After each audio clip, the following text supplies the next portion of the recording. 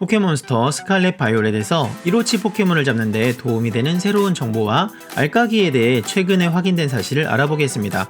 추가로 메타몽 포획 방법도 같이 알아볼 예정이니까요. 영상을 끝까지 잘 봐주시기 바랍니다. 최근에 미리 테스트 플레이를 한 사람들이 확인한 내용이라고 하는데요. 이번 스칼렛 바이올렛에서도 레전드 아르세우스처럼 대량 발생과 같은 현상이 발생한다고 합니다. 아르세우스를 해보신 분이라면 대량 발생이 이로치 획득에 굉장히 좋은 기회라는 것을 다들 알고 계실 텐데요. 스칼렛 바이올렛에는 레츠고라는 시스템이 존재하기 때문에 더욱 쉽게 대량 발생해서 이로치를 잡을 수가 있습니다. 왜냐하면 레츠고를 사용해서 일반 포켓몬을 한 마리씩 쓰러뜨리면 배틀을 하지 않아도 되니까 빠르게 일반 포켓몬들을 지울 수 있죠. 그러다 보면 언젠가 이로치 포켓몬이 등장을 하게 됩니다. 게다가 이로치 포켓몬은 레츠고로 쓰러뜨릴 수 없기 때문에 실수로 이로치 포켓몬을 죽이는 일도 일어나지 않습니다. 여러가지로 이로치 포켓몬을 잡기에 좋은 환경이 준비되어 있네요.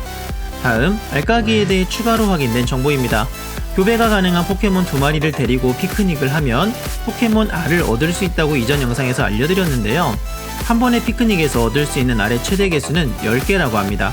그리고 보통 10개의 R을 얻는 데 걸리는 시간은 약 7-8분 정도이며 샌드위치를 통해 강화 효과를 얻으면 약 5분 안에 10개의 R을 얻을 수 있다고 합니다. 피크닉에서 획득한 R은 바로 포켓몬 박스로 들어가고요.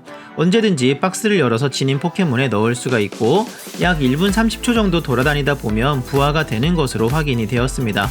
부화기를 사용한다는 소문은 사실이 아니었던 것 같네요. 어쨌든 예전에 비해 포켓몬 R을 얻는 과정이나 부화에 걸리는 시간이 많이 줄어들었다고 합니다. 그리고 불꽃몬 같은 특성은 더 이상 부화 시간 단축에 효과가 없다고 하네요. 마지막으로 교배 또는 다른 목적으로 메타몽을 찾는 분들이 많은데요. 스칼렛 바이올렛에서는 메타몽이 다른 포켓몬으로 모습을 바꿔서 포켓몬 무리 속에 숨어 있다고 합니다. 그래서 배틀을 시작해봐야 메타몽인지 아닌지 확인이 가능한데요. 그렇다고 모든 포켓몬하고 배틀을 하는 것은 너무 시간 낭비죠. 최근에 SNS에 올라온 메타몽 구별 팁에 의하면 메타몽이 변신한 포켓몬은 다른 포켓몬과 행동 방식이 많이 다르다고 합니다. 보통 포켓몬들은 플레이어가 다가가면 느낌표 또는 물음표가 뜨면서 도망가거나 하는 적극적인 반응을 보이는데요. 메타몽이 변신한 포켓몬은 그런 반응 없이 굉장히 얌전하다고 합니다. 생긴 것처럼 뭔가 매우 느릿느릿하고 태평한 모습을 보여주죠. 만약 포켓몬 무리 속에서 그런 녀석을 발견한다면 꼭 확인해 보시기 바랍니다.